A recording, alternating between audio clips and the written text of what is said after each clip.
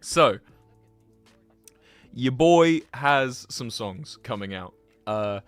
Alphabet is one of the songs. Alphabet, you guys have heard. We have played Alphabet before at a show. So you guys have definitely heard Alphabet. Alphabet is a song about... it's a song about capitalism, substances, and staying indoors. That's what Alphabet's about. It's, yeah. Capitalism, substances, and staying indoors. Curse These Metal Hands, my favorite one, is about streaming. It's about live streaming. It's in a very loose way. It's not like I'm not like sat there going, "Hello, I'm a streamer." It's just it's about the concept of being basically where I'm sat right now with just thousands of people talking at me. I described it last stream. It's like an injection of social media and straight into the brain. Like, straight through the skull and into the brain, right? That's what streaming is like. And Curse These Metal Hands it's about performatism, too. It's about how when you stream, when you're a public figure or a social media person, you tend to boil down your ideas into a very kind of myopic and palatable, simple, simple ideas, and it's basically a dissection of whether those simple ideas work and whether streaming as a concept is propagating a type of performativeness that is dangerous potentially for one's own psyche. It's a bit esoteric, but it's about other stuff too. There's some other little meanings. That's the thing with songwriting, right? I always find, tell me if you write songs, if you have the same thing. But whenever I find myself, I've written a song, I go and listen. I go and I've got kind of an idea in my head what it's about, and then like months later, I'll read it back again and I'll go, oh, it was also about this. I just didn't know I was writing it about this. Do you know what I mean? Like you end up writing stuff and you look back on it and you go, oh, I was also talking about this as well. It wasn't even conscious, And oftentimes it's not even things that apply to, anything else in the song, which always makes it really weird. One of my biggest, fears as like a human being who writes songs is like I'll be like talking to a friend or a partner or like even just there's someone who I've met once, right? And I'll make a song and they'll ask me afterwards like, is this about me? Is this song about me?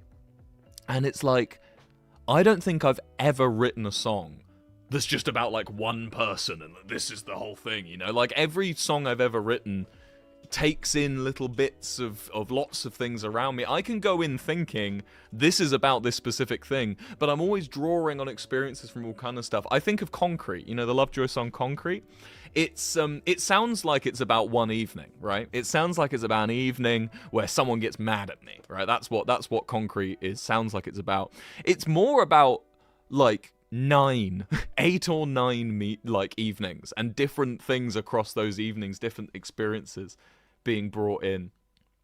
You know what I mean? So yeah, that's so when I say Curse These Metal Hands is about streaming, I mean that's what I went into writing it about. But obviously it ends up becoming a lot more stuff. Speaking of meanings, The Vows is a song which I'm sure is going to take on a fucking crazy life of its own with you guys. Jesus fuck me. The Vows is about parasocial relationships. And I wrote it back in 2024. I wrote The Vows in 2024, and it was about mostly just the people in my fucking comments and DMs and just like DM requests on Instagram. Checking them like occasionally. You just see just like absolute like it's quite scary. Like there's I probably shouldn't get too into this because I don't want to empower this kind of thought like trajectory, but like I've had times at shows where like people, I've had like times where people have like found me after a show at like a bar and they've been fully convinced that I'm like their boyfriend and stuff. And like I've had times when like people on the internet will like put this personality onto me that I'm like their brother or like their uncle, their unk, like fully. actually fully put that onto me. And it's really quite scary. And that's what I wrote the Vows about. It was about that. And I know what a lot of you are thinking, because obviously I've seen what people are saying on the internet. And no, it's not about a specific person. And if I can be quite frank, I think parasocial relationships needs to be something that's discussed, but the way some people go about talking about this person online makes me a bit fucking sick. It's kind of bullying. It's kind of ridiculous. And this is just my way of saying I'm not going into it. And I think that the people making fun of this person, a lot of them are just as parasocial. And I think everyone needs to take a good look inwards, alright? And figure themselves out. Yeah, you stare long enough into the abyss, and the abyss stares back into you. Snake Oil is the 4th track on the EP. And, yeah, Snake Oil's a weird one. Snake Oil was about press, journalism, people coming along to me and pretending they were interested in my music, pretending they were interested in me, when really they just kind of had dollar signs. It's a very shallow song. That's the most shallow song I've got. It's like, oh, people are curious about me in transactional ways. Yeah, but it's still a bop.